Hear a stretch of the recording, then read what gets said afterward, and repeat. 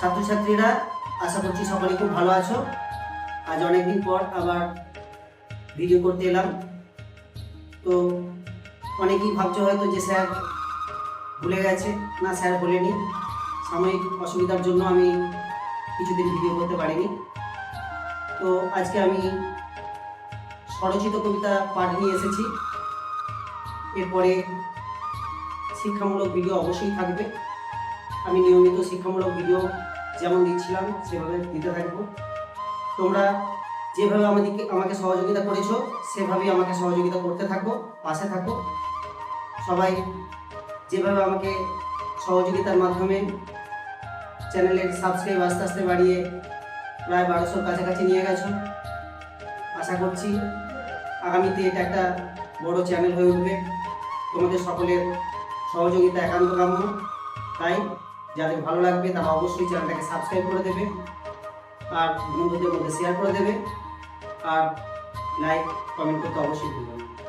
স্বরচিত কবিতা fail.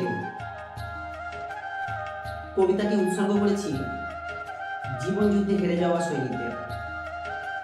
আমরা জানি কিছুদিন আগে নিট পরীক্ষার প্রশ্ন ফাঁস হয়েছিল।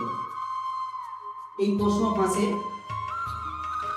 অনেকেরই জীবন শেষ হয়ে গেছে অনেক পরিবার। অনেকেই হয়তো আর পৃথিবীতে নাই। এই পৃথিবীতে নাই সেই রকমই এক যোদ্ধার কাহিনী আজকে এই কবিতায় আমি তুলে ধরেছি। ফেল। আজ পরীক্ষার রেজাল্ট বের হবে। খুব সাজো সাজো রব উঠেছে। মা ভোরের বেলা শঙ্খধ্বনি আর উলু দিয়ে সবাইকে জানান দিল আজকে ছেলের রেজাল্ট। কি রে খোকা, মুখ বুঝে শুয়ে কেন? ওঠ, হাত মুখ ধুয়ে নে, একটু কমপ্লেন খেয়ে নে বাছা।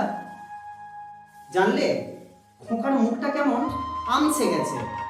বাবা দ্রুত গতিতে ঘরে ঢুকলো, সাথে একটা গ্যাসের ট্যাবলেট। কি হয়েছে সোনা?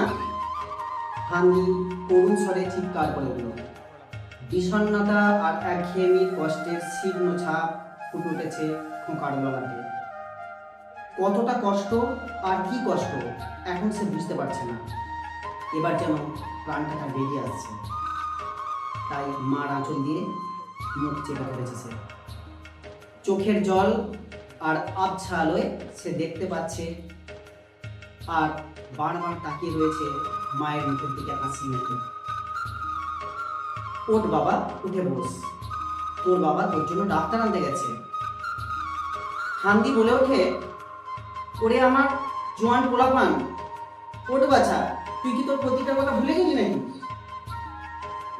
হান্দির মুখের কথা কেড়ে নিয়ে মা বলেন, কিচ্ছু বলেনি ও ভুলবে কেন? হ্যাঁ, ও হবে তো, ও মস্ত বড় অঙ্কোলজিস্ট হবে। করবে ও গ্রামের সবাইকে ফ্রি চিকিৎসা। ঠান্দির স্বামী ক্যান্সারে কষ্টজনক স্মৃতি বিজড়িত হয়ে চোখে জল মুছে। মা আবার বলেন, আজকে তো ওর নিটের রেজাল্ট। আজ 3 বছর ধরে ওর নিটের জন্য পরীক্ষার দিন রাত এক করে পড়ছে। ও তো এবার MBBS পাবে, তারপরেই অঙ্কোলজি নিয়ে পড়বে। আর তো কয়েকটা বছর, তাই না শোনা? ছেলের কপালে স্নিগ্ধ হাত রেখে উত্তপ্ত কপালে শীতল প্রলেপ দিতে ব্যস্ত মা। এবার বাবা ডাক্তারবাবুকে নিয়ে হাজির। প্রচন্ড হাত জজ ডাক্তারবাবু, এ পাড়ায় খুব নাম হয়েছে। কলকাতায় বাড়ি হলেও সরকারি কাজের তাগিদে এ পাড়ায় এসে আছেন সপরিবারে। বড় ভালোবাসেন খোকনকে। মাঝে মাঝে খোকন নিট পরীক্ষার নানান প্রশ্ন নিয়ে আলোচনা করতে যান ডাক্তারবাবুর বাড়িতে। ডক্টর সেন একজন মেডিসিন। তিনি নাড়ি টিপে ও চোখ দেখে খোকনের বাবাকে অন্য রুমে নিয়ে যান এবং অ্যাম্বুলেন্স ডেকে খোকনকে সরাসরি হাসপাতালে পাঠানোর ব্যবস্থা করে দেন। সঙ্গে নিজেও যান, আর সরাসরি নিজের তত্ত্বাবধানে প্রথমে আইসিইউ ও পরে ভেন্টিলেশনে স্থানান্তর করেন। মা ও ঠান্দি ঘরেই থেকে যান খোকার বাবার ইচ্ছায়। সন্ধ্যা 7:30টায় খোকার ফোনটা রিসিভ করেই মা আনন্দে আত্মহারা হয়ে ওঠে। কিন্তু কি হেতু? ঠান্দি অধীর আগ্রহে অপেক্ষা করে। আমাদের খোকন নিট পরীক্ষায় পাস করেছে, ও এবারে এমবিবিএস পেয়ে যাবে, ওর বন্ধু ফোন করে বলল। পরক্ষণেই বাড়ির রিসিভারটা বেজে উঠল। এবার আর মা না, ফোন রিসিভ করলো ঠান্দি। ছেলের করুণ সুর, মা, খোকার মাকে নিয়ে তোমরা তাড়াতাড়ি হাসপাতালে চলে এসো। এমন সুসংবাদ খোকার বাবাকে আর শোনানো হলো না। রাত 10:55। হাসপাতাল চত্বরে কুকুরগুলো প্রচণ্ড চিৎকার করছে। এক বিষাদময়ী নারীর নিথর দেহ, তার পাশে একটা সদ্য বিবাহিত স্বামীর বুক ফাটা আক্রমণ। শোনা গেল ওই মেয়েটিও নাকি ক্যান্সারে মারা গেছে। এসব পাশ কাটিয়ে আর আগামীর স্বপ্নকে দুঃখে লালিত করে দুই নারী প্রবেশ করলো হাসপাতালে। খোকার বাবা করুণ স্বরে আর আশঙ্কায় ভরা চাহনিতে খোকার মাকে জানান দিল খোকাকে দেখে আসতে।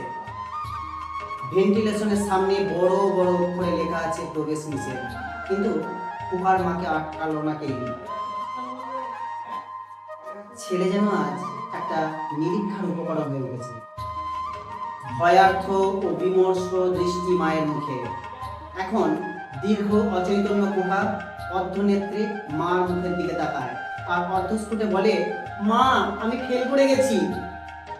ওই একবার, তারপর সব শেষ। পরদিন সকালে খোকার বন্ধুরা খোকাদের বাড়িতে আসে।